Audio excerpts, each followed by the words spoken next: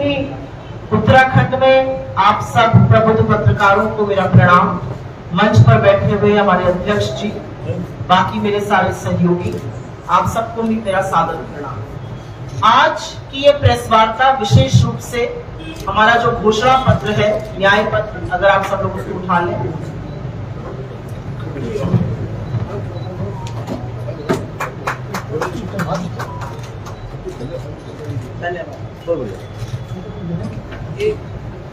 आज की ये प्रेस वार्ता मुख्यतः इस घोषणा पत्र, इस न्याय पत्र जिसको हमने नाम दिया है, उसके बारे में चर्चा करने के लिए है।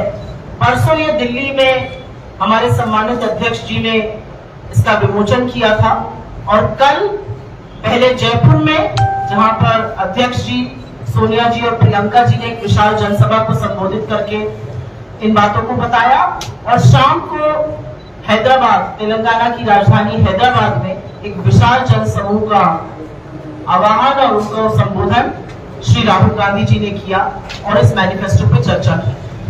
मैं आपको क्रमवार तरीके से हमारे मैनिफेस्टो में क्या है उस पर तो जरूर बताऊंगी, लेकिन दो चार चीजें पहले बोल देनी जरूरी है। ये घोषणा पत्र कमरे में बैठकर पूंजीपतियों की लिस्ट पर नहीं बना है। ये घोषणा पत्र कुछ विशेषज्ञों या जानकारों से बात करके नहीं बना है। ये घोषणा पत्र इस देश की आवाज है। इसकी जो वेबसाइट भी थी उसका भी नाम था आवाज भारत की। और ये घोषणा पत्र भारत जोड़ो यात्रा और भारत जोड़ो न्याय यात्रा के दौरान जिन करोड़ों लोगों से हम इस देश के मिले, जिनकी आशाओं को, अपेक्षाओं को, आकांक्षाओं को, उनकी आशंकाओं को भी, उनके दुख को भी, उनकी तकलीफों को भी, उनके दर्द को भी हमने सुना, ये उसका प्रतिबिंब है।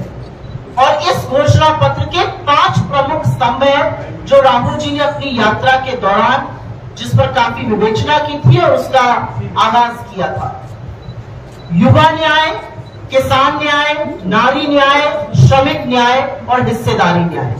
और मैं क्रमवार तरीके से आपको इसलिए बताना चाहती हूं क्योंकि 10 साल से ये देश बहुत सारी परेशानियां झेल रहा है और उन सारी परेशानियों का इस घोषणा पत्र में, इस न्याय पत्र में समाधान है। मैं शुरू करूंगी युवा न्याय से। इस देश में बेरोजगारी 45 साल की चरम सीमा पर है।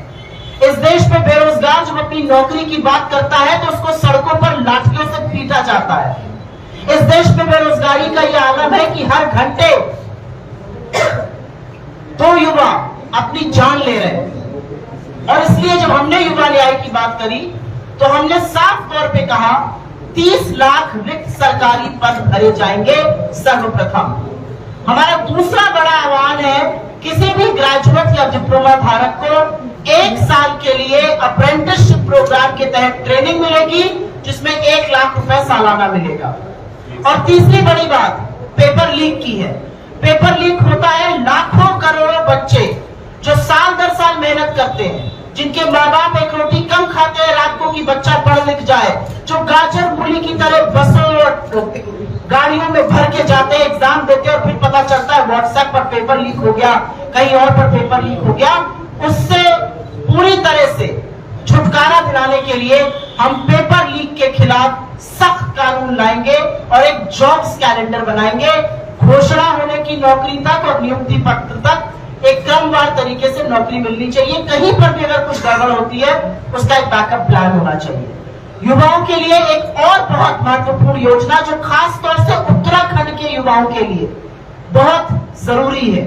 आपके यहाँ से तमाम युवा इस देश की सेना में अपने शौर्य और पराक्रम का परिचय देते हैं और इस सरकार ने सेना के मनोबल को तोड़ने के लिए उनके शौर्य और पराक्रम का उपहास उड़ाया जब इन्होंने 4 साल के लिए ठेके पर सेना में भी भर्ती शुरू कर दी अग्निवीर योजना के माध्यम से। हमारा घोषणा पत्र, हमारा न्याय पत्र ये वचन देता है कि हमारी सरकार बनेगी और 4 साल की इस अग्निवीर योजना को खत्म किया जाएगा और जैसे पुरानी नौकरी होती थी, जैसे सेना में चयन होता था, वैसे दोबारा से उसको बहाल किया जाएगा। ये युवा न्याय की बात ही और तमाम बातें, लेकिन मुख्य बिंदुओं पर ही बात कर रहे हैं। आप बात करते हैं नारी न्याय की और वो बात करनी जरूरी है। कहते हैं एक महिला को पढ़ा दो तो सारा परिवार पढ़ जाता है। हमारा मानना है कि अगर एक महिला के हाथ में पैसा आएगा तो परिवार की ही तरक्की होगी, स्वास्थ्य जो बिगड़ा हुआ है वो ठीक होगा, पढ़ाई बेटर होगी, बच्चों का भविष्य बेहतर होगा। और इसलिए महालक्ष्मी योजना के तहत हम गरीब परिवार की महिला मुखिया के अकाउंट में 1 लाख रुपए सालाना डालेंगे, जिससे उनके पास अतिरिक्त पैसा आए अपनी परिवार की देखरेख के लिए और वो परिवारों की बढ़ोतरी कर सके। ये बहुत बड़ी योजना है जो कर्नाटक और तेलंगाना दोनों जगह हम चला रहे हैं। महिला और आप जैसी यंग महिलाएं अगर सरकारी नौकरी पाना चाहती हैं तो सरकारी नौकरियों में 50% आरक्षण, नई सरकारी नौकरियों में 50% आरक्षण महिलाओं को देंगे हम। महिलाओं के लिए एक अन्य बहुत जरूरी चीज है कामकाजी महिलाओं के लिए हॉस्टल बनाना। आप लोग हो सकता है दूर दराज के इलाकों से देहरादून आए हो काम करने के लिए, सुरक्षित विमेन्स वर्किंग हॉस्टल हर जिले में होना चाहिए, हम ये सुनिश्चित करेंगे। And last but not the least, बहुत बार ये देखा गया है कि महिला का सम्मान, महिला के साथ अपराध तब होता है जब उसको अपने हक के बारे में नहीं पता होता है। कई बार महिला के साथ अपराध हो जाता है, उसको FIR नहीं लिखी जाती है, उसको नहीं पता है कि अगर उसको डोमेस्टिक वायलेंस हो रहा है तो वो क्या क्या कर सकती है। हर पंचायत पर एक महिला मैत्री, नारी मैत्री के अंतर्गत एक महिला की नियुक्ति करेंगे जो लोगों को उनके अधिकार, महिलाओं को उनके अधिकारों के बारे में, उनके कानूनी विकल्पों के बारे में बताएगी। अगली बात मैं करना चाहती हूँ इस देश के किसानों की। उत्तराखंड में भी बहुत सारे किसान हैं और उत्तराखंड की जो उपज है वो दुनिया भर में फेमस है। पिछले 10 सालों में जब जब किसान ने अपने हक की बात करी तो उस पर लाठियां बरसी, उस पर आंसू गैस के गोले चलाए गए। जब वो दिल्ली आना चाहते थे तो किसी ने दिल्ली को अपनी बपौती समझकर सड़कों पर कीले गड़वा दी, सड़कें खुदवा दी। 750 किसानों की शहादत हो गई, लेकिन MSP का कानून आज तक नहीं बना। ये समस्या है और इसके समाधान में हम किसानों के लिए 3 बातें कहते हैं। हम कहते हैं हम MSP की कानूनी गारंटी देंगे, हम कर्जा माफी करेंगे। इस सरकार ने 16 लाख करोड़ अपने मित्रों के माफ किए, हम किसानों का कर्जा माफ करेंगे। हमने पहले भी 72,000 करोड़ माफ किया 2009 में, दोबारा से करेंगे जिससे कर्जे के कुचक्र से किसान आजाद हो सके।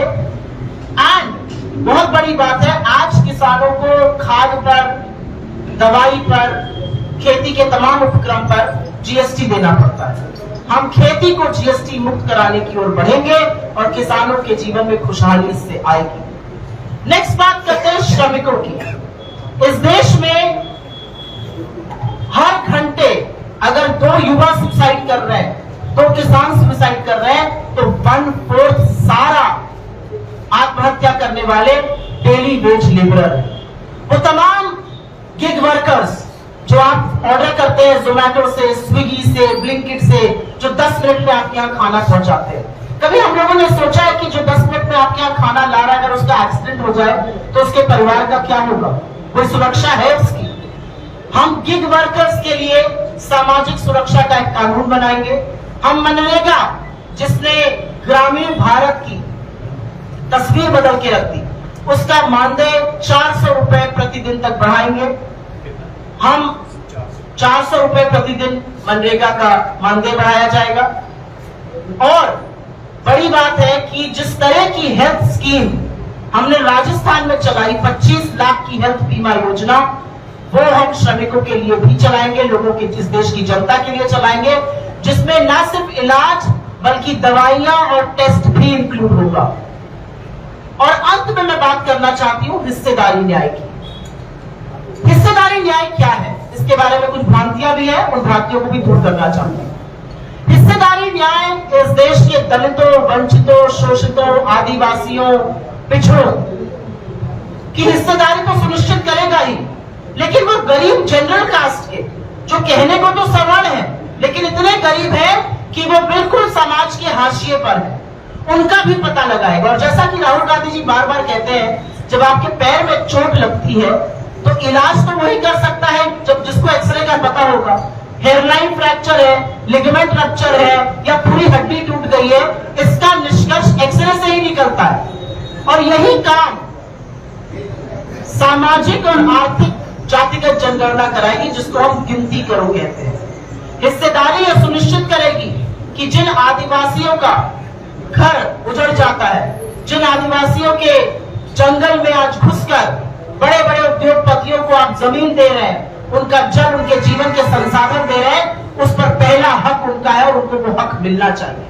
वो सुनिश्चित हम करेंगे कि जहां पर जिन जगहों पर आदिवासी बहुल क्षेत्र है वो अधिसूचित किए जाए।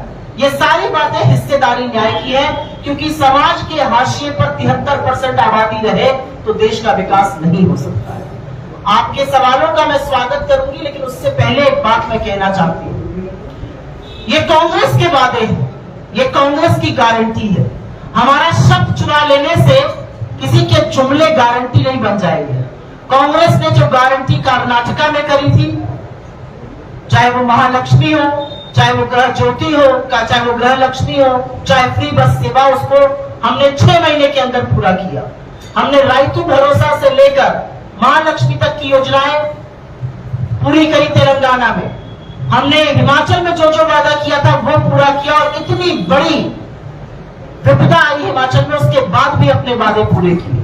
तो मैं अंत में यही कहना चाहती हूँ, ये कांग्रेस के वादे हैं, किसी के जुमले नहीं।